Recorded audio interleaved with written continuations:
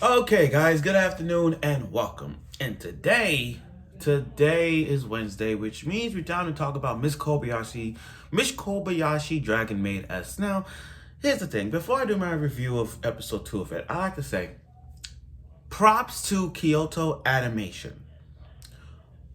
We got to give props to Kyoto Animations for them putting so much work into this show. They put so much work, and we cannot stress this out. And like I said, I forgot to mention this on my last week's video. But like I said, props to Kyoto Animation. They've been through a lot, and for them to give a show like this, they really put a lot of effort into this. So again, thank you, Kyoto Animation. Thank you. Now back to what I was saying. Now back to what I was saying. So last week we introduced Ilulu, the Oppa Lolly Dragon. Now here's the thing.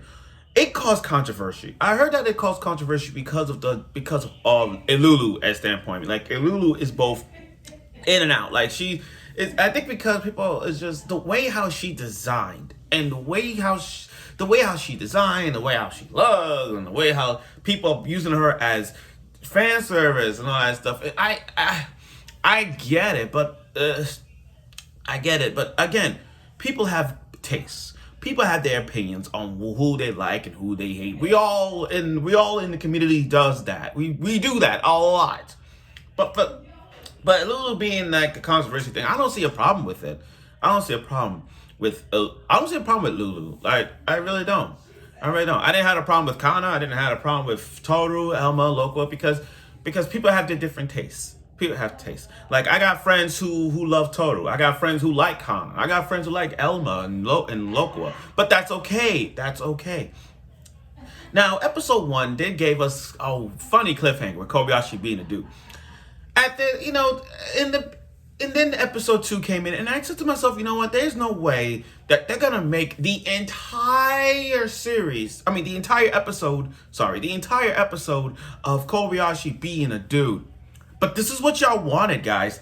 Think back in season 1, y'all didn't want Kobayashi. I mean, y'all look at Kobayashi firsthand like that's a dude, but it looked like a guy, and that's how it is. Some of y'all wanted that, but I'm not the one to judge. So, how will this continue on episode 2? Let's get right to it in this review of Miss Kobayashi Dragon Maid S episode 2 review. Let's do it. So, what makes a good storyline for Kobayashi Dragon Maid? What makes a good storyline for this series? A new dragon, dragons, and a storyline. That's it. That's what makes the show great. Like with season 1, when Tohru got introduced, we know nothing about Tohru. But then, when he gave us flashbacks, and then an episode where Kobayashi got how she met Tohru is like that. Same thing with Kanna. When Kanna ran away, we got a little something about why Kanna ran away. So we get that. We get that. With Ilulu, her story explaining why she hates humans is so explanatory. It's so not obvious, but it's so like, okay, we're understanding Ilulu's backstory because the show starts off with Ilulu hanging out with humans, having a great time. And you got the dragons here telling her, oh, humans are bad. Here, I'll show you. And right off the gate, it went from like a 180 in an instant, from a happy-go-lucky Ilulu who loved hanging out with humans, playing with humans, to like destruction. I'm like, wow. Way to bring out the show. We already started with a 180 of a good turn bad thing where humans actually destroying dragons. And like, where's my mom and dad? Oh, the humans killed them. That's why you cannot play with humans. This is proof. Why? It's so brainwashing. This show actually not only got the fan service, everything about Kobayashi Dragon Maid in terms of comedy, but it has that brainwashing sting where it's just like humans are bad, dragons are bad. Anything that deals with the race thing is so brainwashing, so controlling. I mean, Attack on Titan does that. Yes, Attack on Titan does that. Any show that does like brainwashing these youngsters and everything to show them they're evil or not, it gets you that little vibe like, that's not right. And just like with Ilulu, like understanding why she, and not only in the chaos faction, but why she's so freaking evil. That's that. So it gave us something like that. Oh, and by the way, I hope none of y'all don't skip the opening and ending, because I like them. And I will say this right now. I should have said this.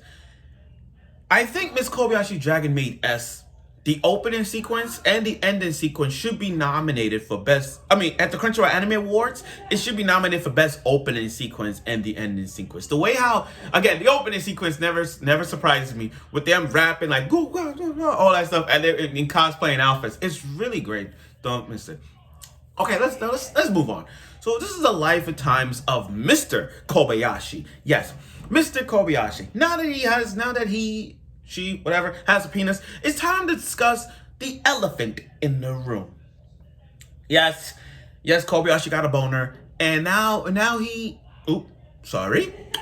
she's going to experience the life and times of having a penis. So how to control the boner. It's kind of like how Steve in American Dad. Remember how Steve, when he sees the girl, he's got humming a boner. So yeah, so when Kobayashi went home, the fan service already kicking the overdrive. And the thing is, I'm not surprised by it because Kobayashi Dragon Maid series are known for fan service. They known for it.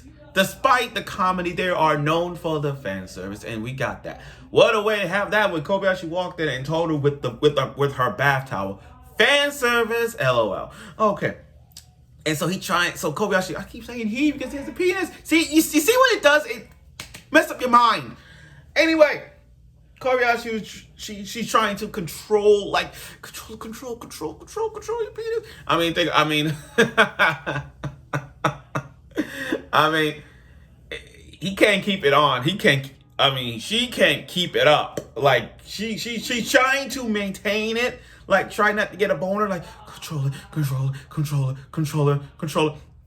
I mean, in life, men generally. I'm not saying the generality, but I'm saying men sometimes have a problem controlling their urges, and they get their boner popped up like boop. So with Kobayashi, she tried. She tried so hard. Like control. He went to sleep, and then the next day you see Kanna right next to you. Kanna's still trying to.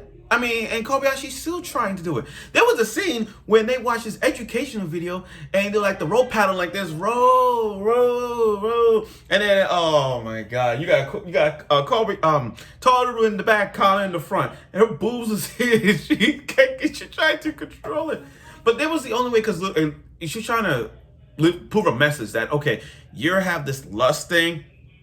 I want to see it, and Kobayashi's not that type of person, so she tried everything, and then that night scene where Tohru and Kobayashi have their little night together at night, and Tohru went full deep, like took off her maid outfit, naked and everything, so she knew like okay, you got it. I'm gonna take off my clothes, try to go in on Kobayashi, and Kobayashi rejected it. I'm like,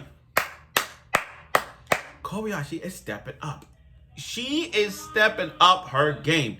Now, this is where I like those little intermissions they have when they have the Japanese dolls thing. And of course, the Kannagasm never fails us because she has a little dolls of her and Kanna together. That's one intermission. Okay, now instead of being a dragon prostitute, I know people saying Ilulu looks like a dragon prostitute. I get it. But I'm not gonna judge her. She's just a frail girl, but she's not a prostitute. It's like I'm gonna compare to to a show, and I'm gonna back y'all out that. I'm gonna back it up a bit. But anyway, Kanna, nail on the head. Oh, okay, there we go. So Ilulu's being chased. Ilulu's being chased by the Harmony Dragon faction. Being chased, and Kobayashi has stood up to more dragons than ever. There's a medal for humans like her to stand up and defend dragons right now. There's been a lot of development, and I see in Kobayashi because remember Kobayashi stood up to Tohru's father in season 1.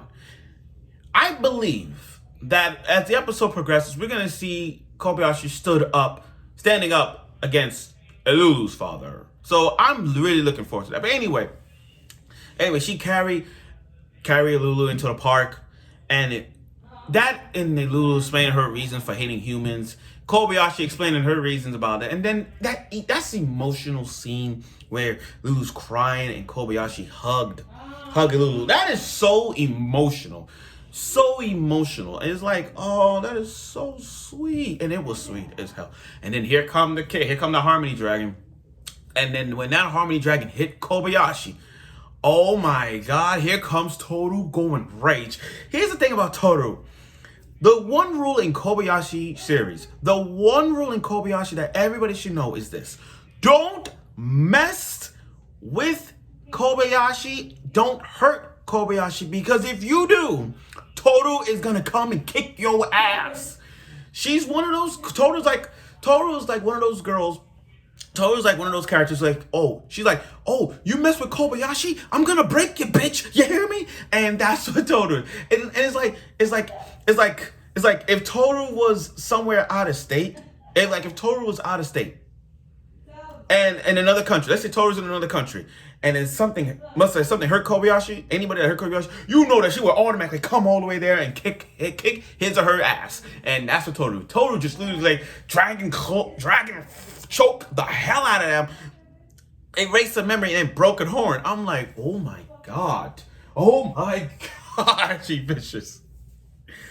Now that Kobayashi took Ilulu in, let's all agree on this one. Kobayashi is the dragon master. Kobayashi is the dragon master. You tamed Tohru, you tamed Kanna, and now you tamed Ilulu. Man, she got talent. Man, she got talent. That's all I gotta say. Man, she got talent. Okay, now here's the thing. Now they gotta train. Now that scene. Now let me go back. Okay, so it gives me a little flashbacks to one of the most drama shows this spring was Higehiro. Remember how Higehiro went when Sayu was left alone, didn't know where else to go. She goes around town to town with men trying to make her trying to have a roof over her head. And then the main character took her in, took Sayu in. It's kind of like that. The only difference is I don't see Lulu as a dragon prostitute, because I know she dressed like a dragon. I know she dressed like the prostitute thing, but no. But you kind of see what I'm getting at. But anyway, now that Lulu's staying, what can be changed? What can and by the way, Tohru's face is so gonna be a meme. When Lulu hugged Kobayashi, the face look at Tohru's face, like, that is gonna be a meme for years to come.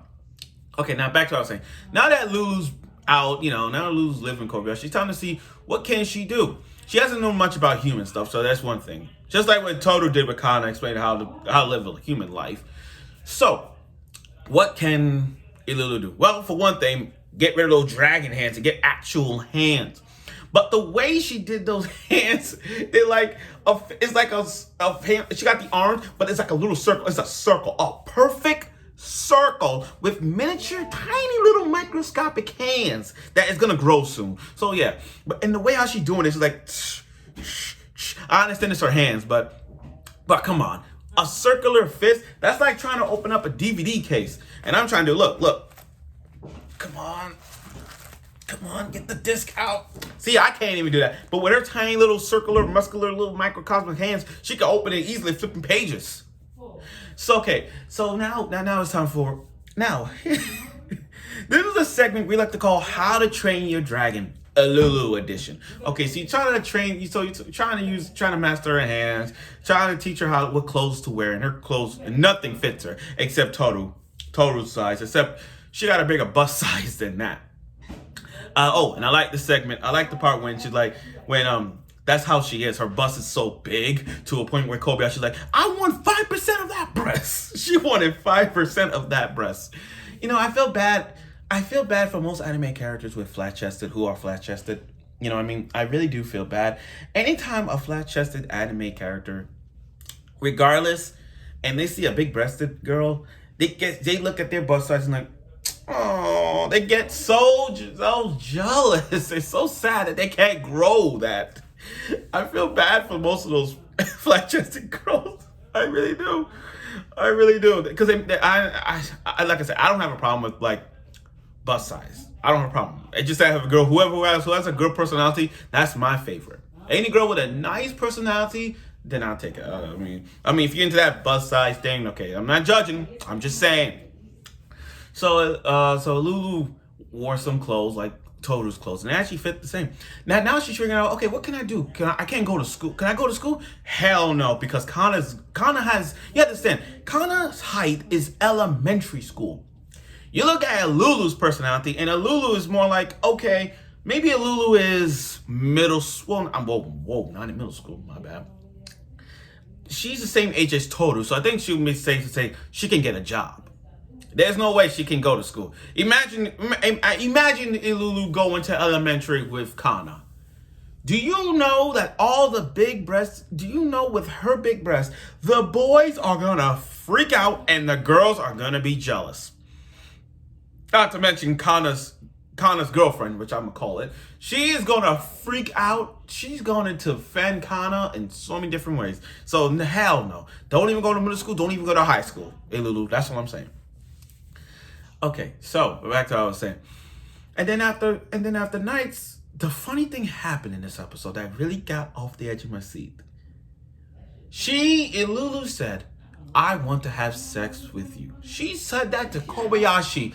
When she said that to Kobayashi, I legit dropped floor. I'm like, oh. I was legit so fucking.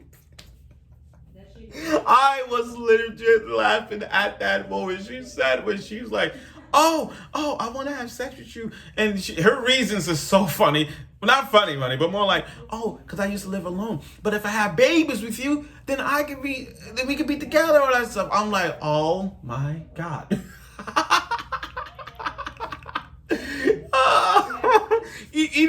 And not only that, Kobayashi was not only that, Ilulu was gonna have hard times. Lulu's like, I could put that thing on you again. I'm like, oh my God, she really wants to have sex and have babies with this Kobayashi. Oh my God. It's still funny. I feel money. Kobayashi got rights. You can adopt a baby if they wanted to, but Kobayashi has standards. Standards, I tell you, standards. But yeah. So now that Lulu is staying at Kobayashi's Kobayashi's apartment, I think they're gonna have to move again because there's no room for Lulu to sleep on the couch. But still, I like where this is going so far. So basically what we got this episode was gender bending, fan service, and somewhat of action if you count Tohru going like dragon choke the hell out of him. But still, there are some good. This was a good episode, and I gotta say, props for Kyoto Animation animation to give us something to love once again. And this is what they do. They're really doing a great job with it, no question. Now, next week's episode, we're gonna see a play date with her coming back, the Kanna girl that has all the Kanna-gasms, and the Kanna and Ilulu and gonna have they're gonna have a good time. I'm really happy they're gonna show next week. Now, after 2 episodes of Dragon Maid S, I like the direction of the storyline right now with Lulu. This whole entire series of Dragon S is only going to focus mostly on Ilulu and learn the ways of being with humans. So let's see how that goes. I look forward for next week's episode of Miss Kobayashi Dragon Maid S, and I hope you will.